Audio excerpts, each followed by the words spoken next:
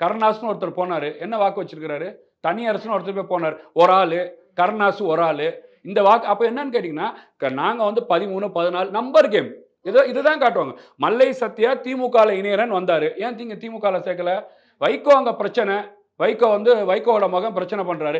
உடனே என்ன பண்றீங்க? நீ ஒரு புது கட்சி ஆரம்பிப்பா. நம்ம வந்து என்ன பண்ணுவோம்? அ ஒ கூட்டணியா ஒரு எடுத்துப்போம். ஒண்ணு கூட்டு வந்து ஒரு சீட்டு குடுத்து அவர கழட்டி விடுறேன்.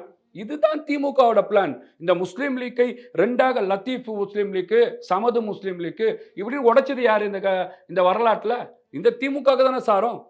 முழுக்க முழுக்க திமுக கூட இருக்கிறவங்களே 2 துண்டா 3 துண்டா உடைச்சிட்டு, அவங்க கூடயே நான் நல்ல புள்ள. நான் சொல்லுவாங்கல்ல புள்ளையும் கிள்ளி விட்டுட்டு தொட்டிலையும் ஆட்டி விடுற மாரி, இவங்களே உடைச்சிருவாங்க. உடைச்சிட்டு நீ என் கூட்டணி. அப்ப என்ன சொல்லுவாங்க 14 கூட்டணி மேடையில் 15 தலைவர்கள் அலங்கரிக்கப்பட்டனர்.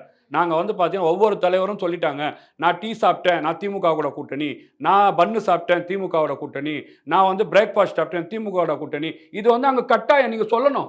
சாயங்காலம் நாங்க உங்க கூட தான் கூட்டணியில இருக்கிறோம். உங்க கூட தான் கூட்டணி பாருங்க எந்த கூட்டணியிலனாச்சும் நான் உங்க கூட தான் இருக்கிறோம். உங்க கூட தான் இருக்கிறோம். என்ன அநியாயமா இல்லையா?